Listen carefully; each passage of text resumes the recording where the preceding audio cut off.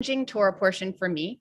I find it very hard to reconcile with how I view Judaism, and even within it, there are things that are in complete contradiction to other places in the Torah. And of course, there are a lot of rabbinic explanations for it. So the reason that I think this is Jewish karma is this has happened to me before, that I have offered to lead Torah study without looking, and it turns out it's Pinchas. And so I think it's just such a wonderful message to me, that, and hopefully that resonates with you. I think, what it means to be a Jew is to struggle with the text. When we read it and it all feels great to us, and we're just in it, and like, that's wonderful, and that's great. And I hope we all have those landing places that we feel so connected to our ancient texts. And when we have these moments where we actually are engaging in a way that is difficult with our tradition and our text, it, I think, leads us to deeper connection. And when we just pretend that there aren't these issues of conflict within our own tradition, I think that we then are just skimming the surface. With that said, I think let's just... Is there a Yiddish word for karma connection? That is a great question. I don't know the answer to that question. And Eric, you've sparked a good one for me. I'm gonna look that up after we're done. But I guess you could just say it's beshert. That I always have to be engaging with this particular Torah portion. So maybe one day I'm going to find out a way that I really connect with it, because it keeps coming back to me. So I always love to begin Torah study with a blessing for engaging in study of Torah. If that's your practice, please feel free to join me. Baruch atah Adonai Eloheinu melech haolam asher kidshanu b'mitzvotav v'tzivanu la'aseh Torah. Blessed are you, Adonai, our God, sovereign of the universe, who blesses us through the mitzvot and commands us to engage in the study of Torah, or actually, really interestingly, the words say to engage in the words of Torah. So that's what we're going to do today. And I'm going to share my screen with you all. Let me just make sure I've got the correct piece pulled up here for you. And here we go. There we are. We're going to just start reading this together. And then I have a piece that I pulled up from the Talmud, actually, that after we do a little bit of reading here, I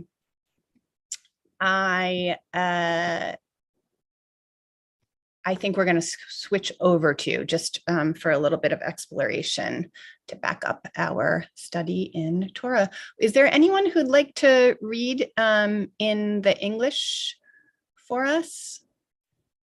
Great, Merle, go ahead. Adonai spoke to Moses, saying, Pinchas, son of Eleazar, son of Aaron the priest, has turned back my wrath from the Israelites. Wait a minute. He blocked his chat blocked my, from the Israelites by displaying among them his passion for me, so that I did not wipe out the people in my passion. Say, therefore, I grant him my pact of friendship. It shall be for him and his descendants after him a pact of priesthood for all time, because he took impassioned action for his God, thus making expiation for the Israelites. The name of the Israelite man who was killed, the one who was killed with the Midianite woman, was Zimri, son of Salu, chieftain of a Simeonite ancestral house. The name of the Midianite woman who was killed was Cosbi, daughter of Zur. He was the tribal head of the ancestral house in Midian. Okay, we're gonna stop there. Good. Thank you, Merle. So we've got a whole lot of information here, and also there's something that just happened, a big event that just happened, that is being referred to in this Torah portion. Is anyone? So I mean, it's really interesting here. It just says the name of the Israelite man who was killed was such and such, and the name of the Midianite woman who was killed such and such. Who killed them? What? Oh, Phineas. That's right. That's right. And what is his consequence for killing these people? He gets to be a priest, continue the priesthood. Yes. And, he's got a special relationship with God. He has a pact of friendship with God. So anybody have someone's asking for closed captioning. If Hannah is still there, Hannah, are you able to make that happen? That would be great. Thank you. I can try. I will try. Thank you so much. Yeah. Okay, so, for this act, that Phineas or Pinchas did, of killing, he's turned back God's wrath by displaying his passion. So Pinchas's passion is exhibited through his, I would say, murdering of these two people. And he gets the consequence of a pact of friendship with God, and that he and his descendants have a pact of the priesthood for all time. So just to make clear why this doesn't sit well with me, is there, and maybe not with you either, is there something within our tradition that might, make you think that this would not be the natural consequence that somebody has within a Jewish context? It's not the natural consequences, but we have to keep in mind what the Parshat before this, what happened there. And that's the major deciding factor. There was a plague. God caused the plague because he was so angry with the people. There were 24,000 people being killed by the plague. And in order to stop the plague and assuage God's wrath, Pinchas took it upon himself to kill, I think, rather than murder, these two people. And what were they doing? They went right in front of the whole people that remained, went into the tent and started sex. So it was a flagrant, a public disregard for what was happening, for God's commandments, and it was really Kalu Hashem. It was a desecration of God. So Phineas took upon himself to kill them. Had it been after the act, it could have been called murder, but it was in the midst of the act. So, Susan, what's interesting is some of the rabbis believe that these two people were married. So then it takes it out of that context of being fornication.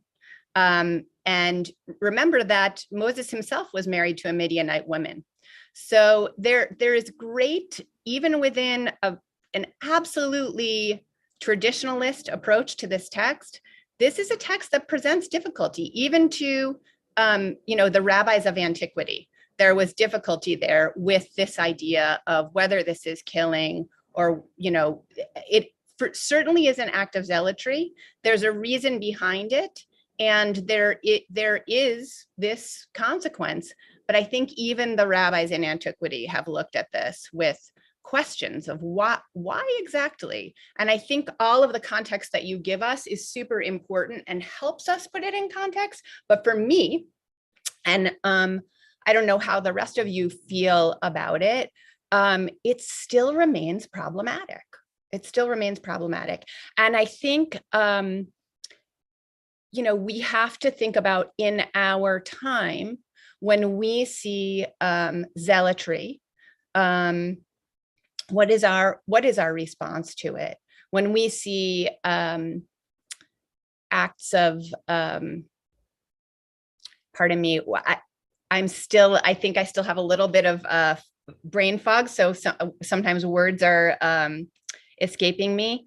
Vigilantism. How do we respond to that as Jews? And I think that, it's a difficult question. I don't think there's an easy answer to it for me. I'm wondering how the rest of you are responding to this text and to the great background information of the previous Torah portion that Susan has given us in terms of the context, which is really, really important. But for me, it doesn't take away the whole piece of how difficult this text is. Yeah, Merle.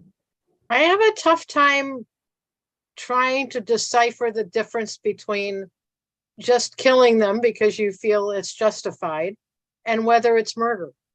Right. In which way? I don't know. That's my difficult part with this, is that I can't justify. Yeah, I suppose you could justify it because it was a command performance, but I'm not sure there's a difference. Right. And that's where I sit. And I think there are many places to sit in terms of seeing this, and not to hold one above the other, but for us all to engage and put ourselves there. Brad. Yeah, I'm outside, so I hope you can hear me. Yeah, we can hear you. Okay, I don't think it's an insignificant detail that Cosby is the daughter of a chieftain. And you wonder whether there isn't some political motive in her involvement with this Israelite. And to some extent, you wonder whether she isn't possibly a victim of being utilized by her father for some political objective. And in that sense, maybe we're not just talking about fornication, but we're talking about some political thing that's going on here through this coupling, of this man and woman. Thank you so much, Brad. I think that is such a wonderful, wonderful insight. And for me, as I read this text and we see that piece of how this woman, has this very, very, very important lineage. It's not a lineage that we might connect to as Jews, but clearly she's an important person and has a role of dignity. And here she is slain, and that's all we hear about her. Oh my goodness, like somebody write a novel about this woman, please, right? Like there's so much there. So Rebecca, and then I want to show you, I brought up a couple of images that artists have rendered in their own imagination of what Cosby may have looked like in their imagination. So Rebecca, and then I just want to show that these images to you. It's curious to me that it's Midianites, given that Moses was married to a Midianite. And I'm wondering if maybe this is further punishment to Moses for striking the rock twice. And then I have a note here, and unfortunately I didn't date it and I didn't write who said it, but it was suggested that Pinchas is Elijah. Have you heard that? Interesting. Well, Elijah, it's very interesting. Elijah, the prophet, like when we think about Elijah, what do we think? What's the first thing that comes to mind? Comes to the Seder table. Right. Okay. Yes. Exactly. Elijah comes to the Seder table. There's a place for Elijah's chair at the bris. All of these like wonderful, warm kind of ideas about Elijah. And then also many of us may have a connection with Elijah with the idea that we'll know Elijah's presence as a signifier that the Messiah is coming. So like all these fabulous, wonderful, like warm, fuzzy ideas about Elijah, right? Okay, now if you go read the books of Kings, is Elijah like a warm, fuzzy, like huggy uncle? No, he is not. But that's how the rabbis kind of reinterpret him, which is, I think, just so beautiful. But in the book of Kings, he is like a warrior for God. He is a zealot. And so that connection between him and Pinchas makes total sense in terms of who Elijah is, just based on the texts. So that makes a lot of sense, this connection between the two. Yeah, Susan. Yes, I'm so glad you brought that up, and that Rebecca brought it up, because I had just read an interpretation by Rabbi Jonathan Sachs, who compared the two as zealots, but they both have their, first of all, they both have their comeuppance, and one of it, he says that Pinchas had to do this act because Moses couldn't. He was weak, and Moses could not, specifically because he was married to a Midianite woman, and they would have said, you can't do it. But and I think, Susan, that point also points to Brad's point, right? That, yeah, exactly. that there's this political stuff going on that we don't always think about, but yeah, it's right there. I think was a great point, but less the political was the impact on Moses. He was also old, and he couldn't because he had a Midianite wife. But their comeuppance in both cases was an eradication of their zealotry by Pinchas becomes a person of peace and becomes a singer, his descendants, a singer in the temple. And Elijah, after the murder of all the priests of Baal, 450 of them, then it has to have a successor. And God tells him that he would appoint Elisha. So no more Elijah. Beautiful. Thank you. Thank you so much for sharing that. And, I think you guys are helping me so much with this text. So hopefully for us, when we feel those feelings of zealotry, they're not going to come in the form of wanting to spear people. Okay.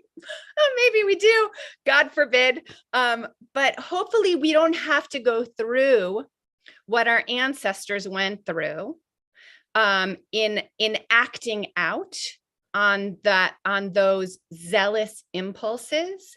Hopefully we have a little bit of distance and equanimity from those feelings, and that are the examples of our ancestors and what their path was can lead us to take a beat and then head ourselves in that direction of being a peacemaker, of being trying to find ways forward that don't involve acting out in violence. And when I say violence, for us, I don't think most of us are going to find ourselves in a Pinchas situation, right? But the way that we use our words when we speak to members of our family, taking a beat before we lash out, the way that we interact with people who we don't know on social media or as we're driving down the highway. If someone does something that we might have a zealous response to, how do we take a beat and, bring ourselves to a place where we can respond mindfully and without that harshness of Elijah and Pinchas, that they needed to learn that lesson by actually they had to learn the lesson the hard way, right? So hopefully they've done that for us. And we don't have to go through what they went through. Brad, I think you're raising your hand. Did you want to share something else?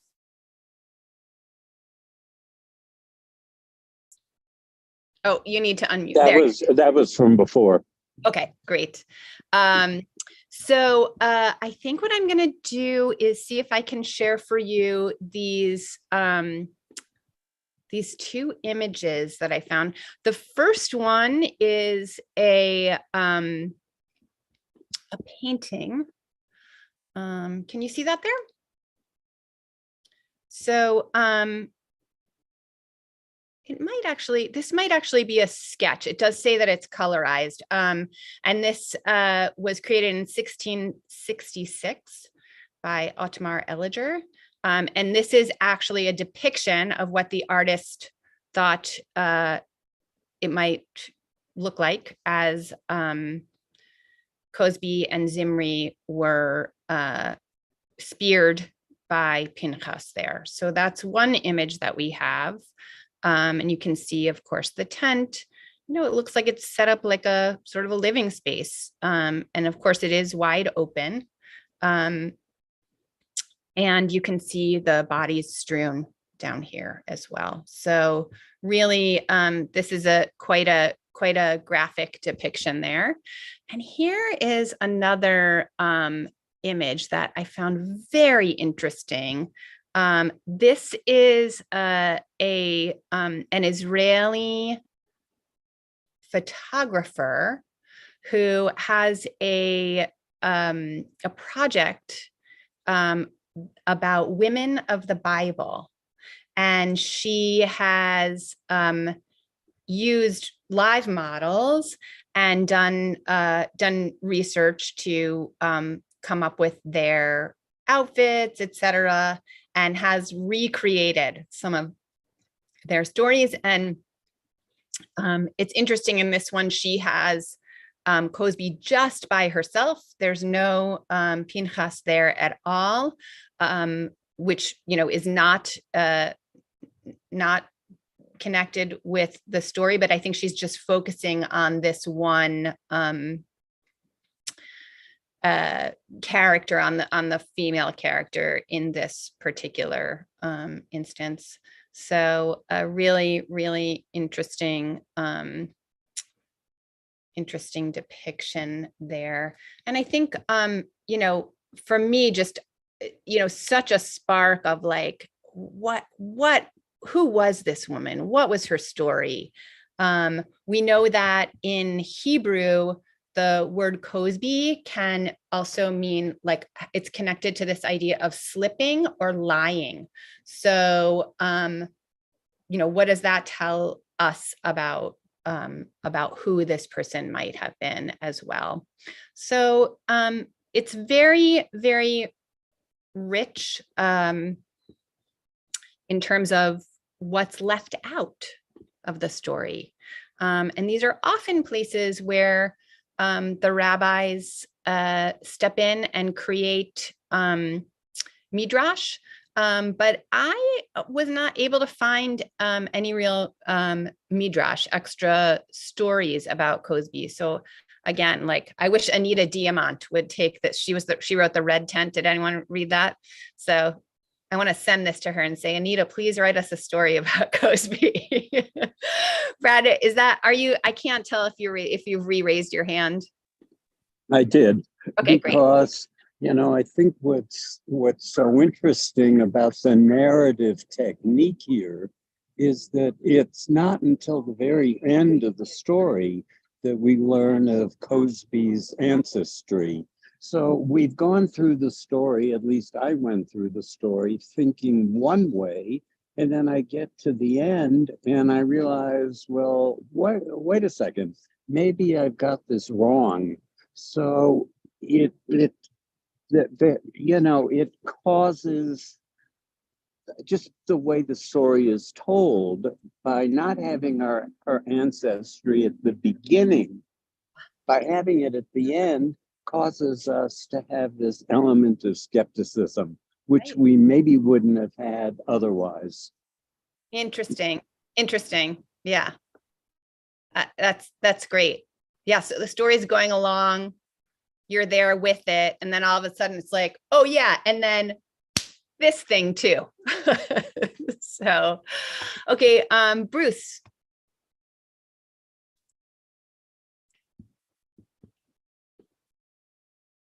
Bruce, did you want to share? You have to unmute.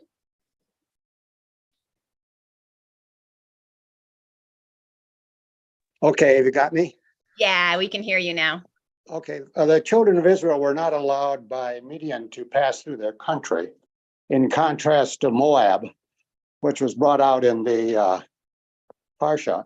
The second thing is that it explicitly says in this portion that there is a concern about Midianite women marrying Israelite men. And of course, this raises, and maybe you don't want to deal with this issue on this, but about intermarriage and how intermarriage was dealt with at that time versus now. And I think that that to me is a major issue in this text. Absolutely. But it's interesting, Bruce, because on the one hand, we have this example of intermarriage and being dealt with, right? In a very dramatic way. And yet we have Moses also married to a Midianite woman. So yes, really, different treatment. Well, maybe the Midianite woman that Moses was married to was a follower of the God of Judaism, whereas these other Midianites were worshipers of other gods. Okay, absolutely, Bruce. And that is really how the rabbis look at this. This is how they, many of the rabbis explain this by saying exactly what you're saying. And that the concern was that the Midianite women would lead these men to worshiping other gods. So that is the expressed concern here. Fascinating though, like, is that, does that allow for this particular behavior from Pinchas? Of course, our Torah says absolutely yes, but then with this caveat of what Susan shared with us of like, well, yes, but Pinchas's ancestors get some consequences for Pinchas's actions. So really complicated stuff here. And, as it is with our tradition, one of the reasons I love our tradition is that it's not black and white. And there are intricacies here that we're really invited to engage in and to pull apart. Susan. So one, I don't like that group of rabbis, midrash, about, being married. Moses didn't take his wife, Zipporah, out into the public and have sex with her, even though she was his wife, which is actually more legitimate. I think this was a flagrant defiance. And also before, we have the story of Balaam. And God puts words in Balaam's mouth so that he praises Israelites.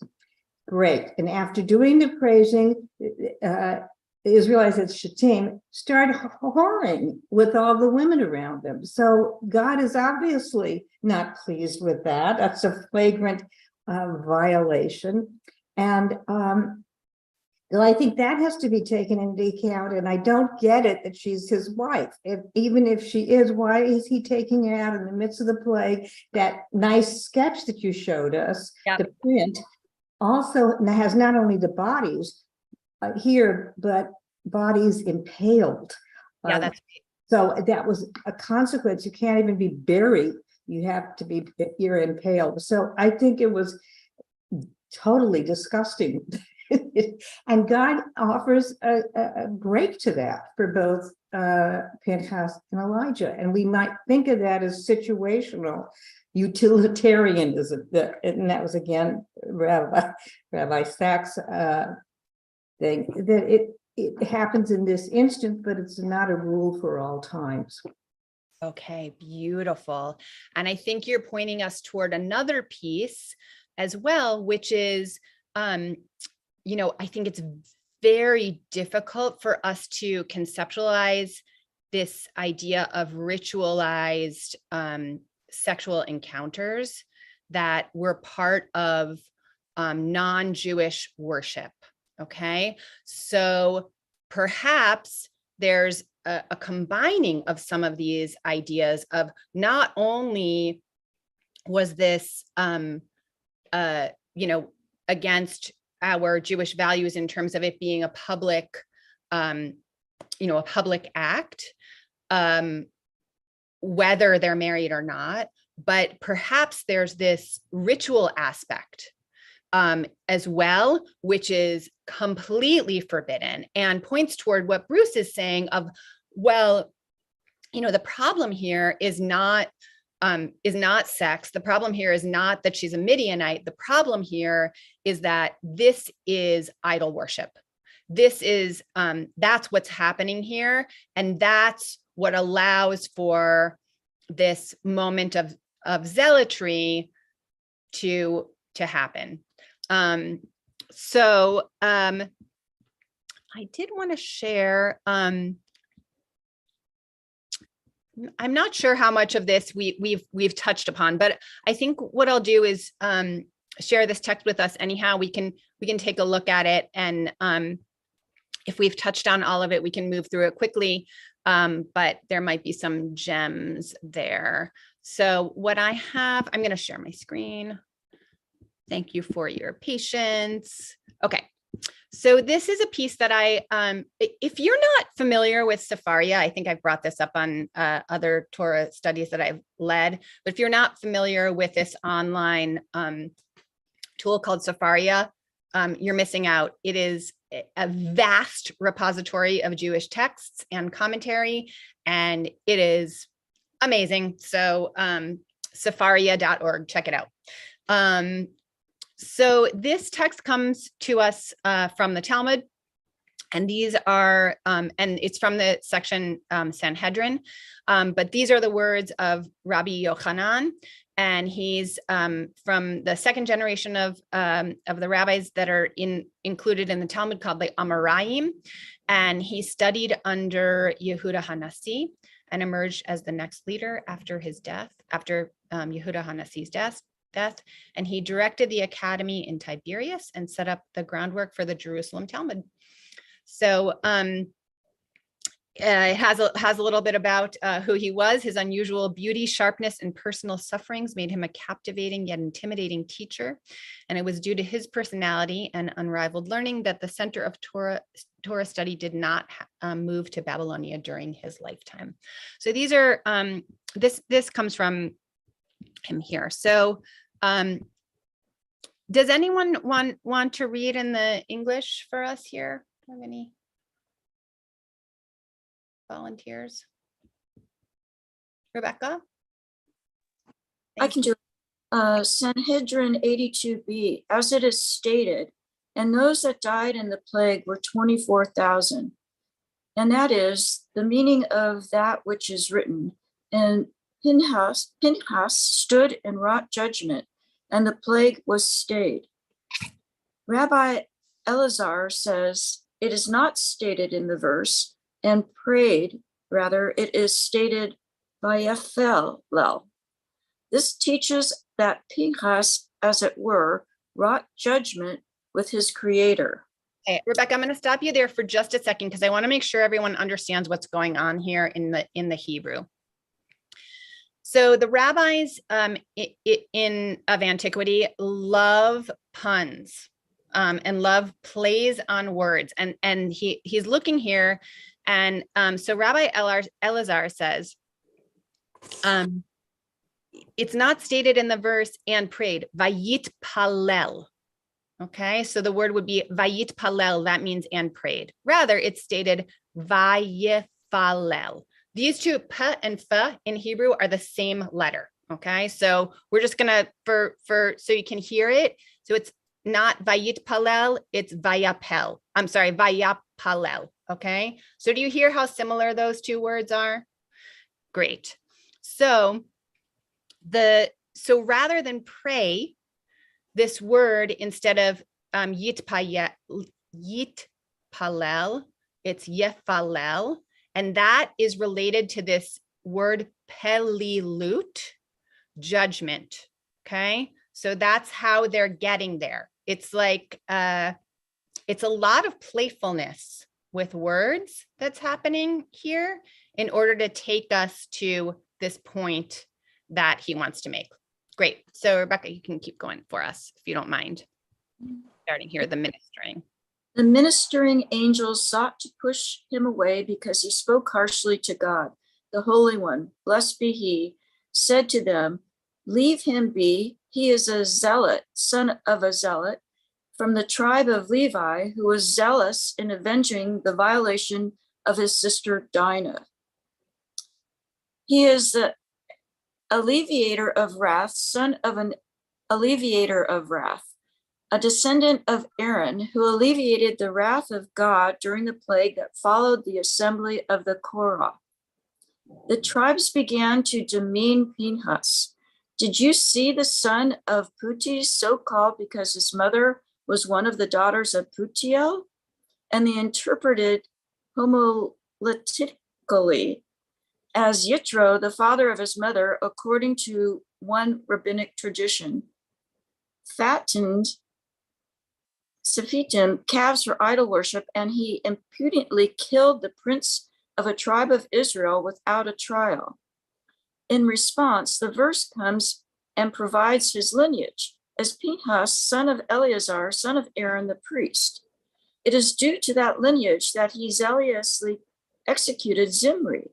The Holy One, blessed be he, said to Moses, be the first to greet Pinchas with a blessing of peace, to honor him before the people, as it is stated. Therefore say, I hereby give to him my covenant of peace. And it is stated, and it shall be unto him and to his descendants after him a covenant of eternal priesthood, because he was zealous for his God and he atoned for the children of Israel. And this atonement that he facilitated is worthy of continuing to atone forever. Okay. So what's interesting to me about, first of all, I love that he imagines the angels stepping in, and imagines also really interesting to me that he imagines the tribes of Israel going after Pinchas and saying, what did you do here? So that, I think that's a real hint to us that this is complicated. But for me, what I love most about this text is that his comeuppance,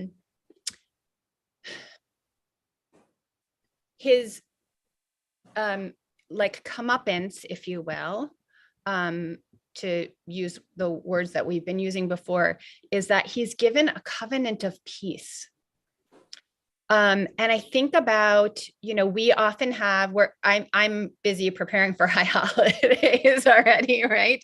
And so, so we have so many different images of God and ways to think about God, but one way to think about God, of course, is as a parent, right? And as I'm getting ready for high holidays, of course, I'm thinking about Avinu Malkeinu, right? Our Father, our ruler.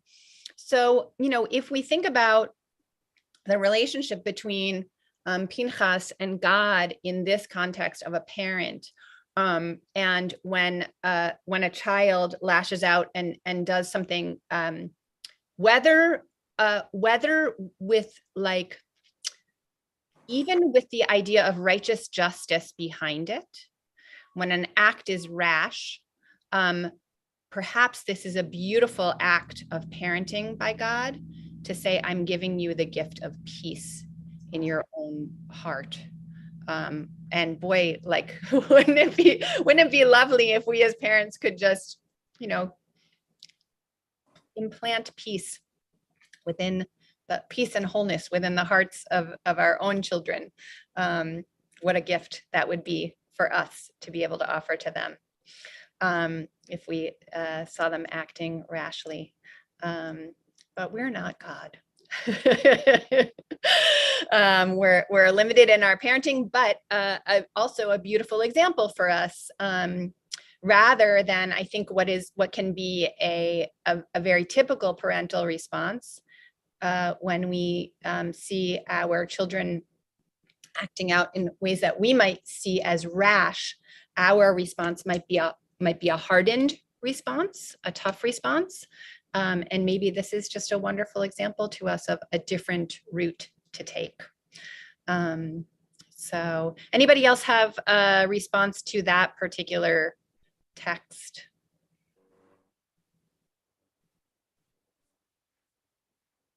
Okay. All right. I am going to, we've got like 15 minutes left, and I'd love for us to jump ahead in the text to another very interesting section of this Torah portion. It's going to take me just a moment to find it. So if you'll give me a minute, and if anyone has something to share while I'm doing that, please unmute yourself and jump in.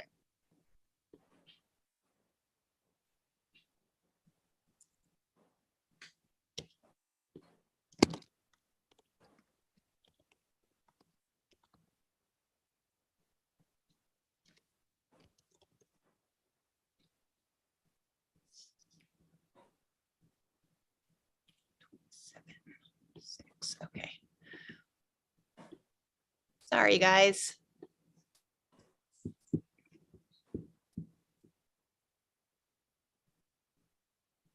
This is 26.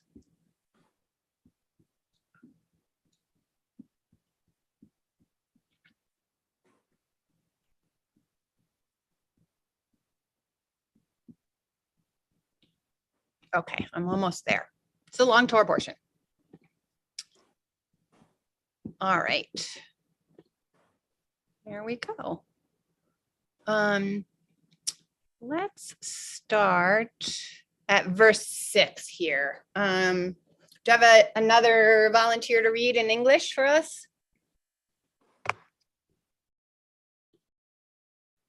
Nobody feeling it?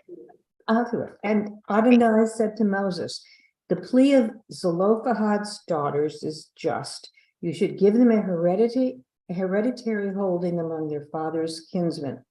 Transfer their father's share to them. Further, speak to the Israelite people as follows. If a householder dies without leaving a son, you shall transfer his property to his daughter. If he has no daughter, you shall assign his property to his brothers. If he has no brothers, you shall assign his property to his father's brothers or his uncles. If his father had no brothers, you shall assign his property to his nearest relative in his own clan, who shall inherit it. This shall be the law of procedure for the Israelites in accordance with Adonai's command to Moses. Thank you. Okay, so this is interesting. The daughters of Zelophehad, their father dies, Tzlufchad has no sons. So the law, of course, would be that the property would go to the sons. But here we have a case where there are no sons. So what happens? The daughters go to Moses and plead for their case. Really interesting that this piece of the Torah is juxtaposed with the story of Pinchas. Because what do we have here? We have two instances where there are people who feel like there is something happening that is unjust. And Pinchas's response is one way to respond to injustice. And the daughters of Tzlufchad's way is another way to respond to injustice. I just want to ask the question of, when is it that the way that the daughters of Tzlufchad sought justice, when is that problematic? Well, is there response? First, I love your comparison of the two because they seem like they're totally unrelated, but it is dealing with justice in both cases. Why is it problematic? I mean, it turns out to be interesting, a law for all times after Moses consults with God, whereas Pinchas is a situational justice, as responding to an immediate crisis, death, plague, hanging on not being buried, whereas the daughters have to do with property rights and their own property. So that is something that can be handled in the court of law and with reason. Yes. So in this case, it worked out really well, right? The system. So for the daughters, they're bringing this forward, worked out really well, and the system worked. I think that's the point. That's the point that I want to make. And there are times, in our world where our justice system is really, really effective and works, and there are also times when it's not. So I think that having these two cases near each other in the Torah gives us some really, really different ways to respond to injustice. And hopefully there's some sort of spectrum in between of like, how do we respond when the system isn't working toward us? Well, hopefully we don't go put a spear through somebody, but maybe we respond in a different way, in a way that is outside of the system, in a way that allows us to bring attention to it. And perhaps that calls upon us to use not actions of zealotry, but a voice of zealotry. Brad. Yeah, excuse me.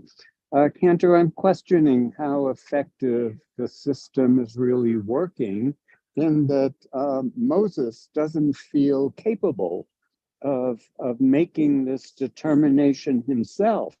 He passes it on to God to determine how this should be resolved.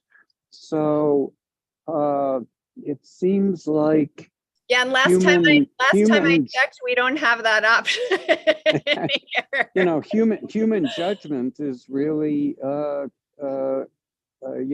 debatable here. 100%. Absolutely. Thank you so much, Brad. And, yes, wouldn't it be great if we could have, a short justice happen whenever we had something brought to the courts. We don't have God's input. It really rests on our shoulders to pursue justice for ourselves. And I do think it's interesting that these two very, very opposed ways of pleading for justice are near each other in our holy text. And I hope that that has something to offer us in terms of how we might pursue justice in our own lives, trying to find that correct path and using our own discernment. And honestly, while I say, jokingly that we don't have God's voice showing up in a court of law, hopefully within our own lives, trying to discern what is the holy way of action, and taking the time to really ask ourselves that question as we pursue paths of justice and peace in our own lives.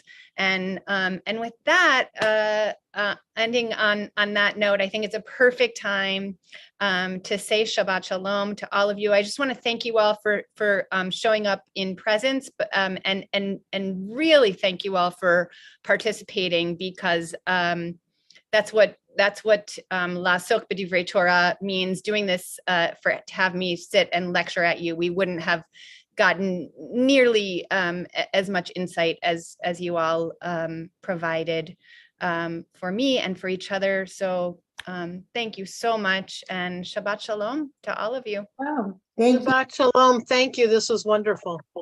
Shabbat Shalom. Thank you.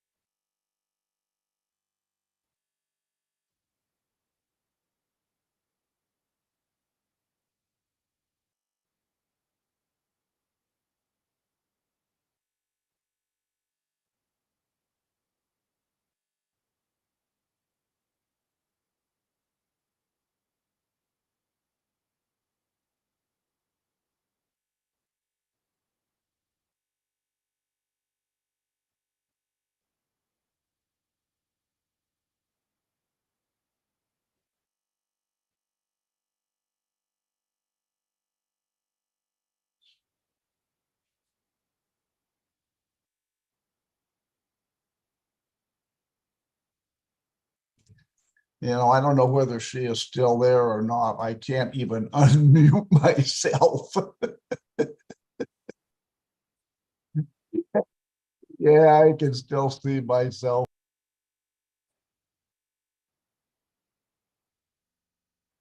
Muted. I'm now unmuted. Hannah, can you hear me? She's muted.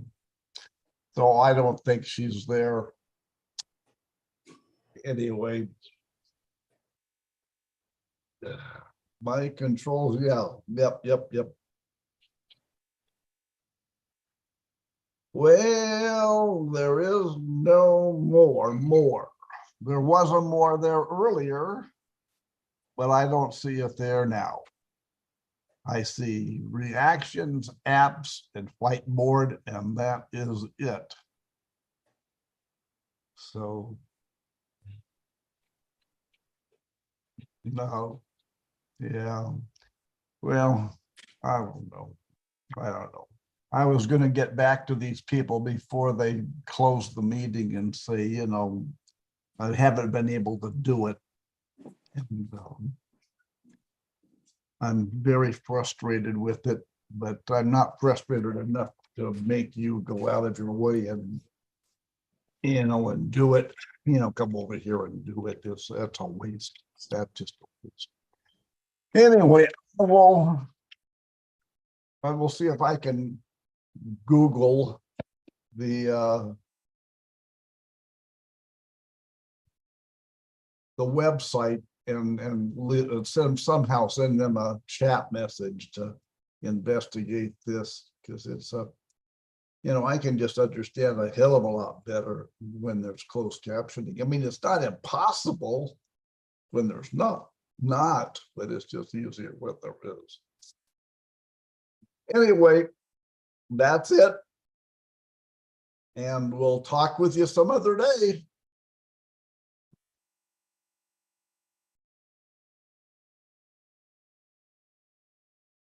Yeah, don't go out of your way, and don't make it a priority. It's very low priority. Okay. Love you too, sweetheart. Take care. Bye-bye.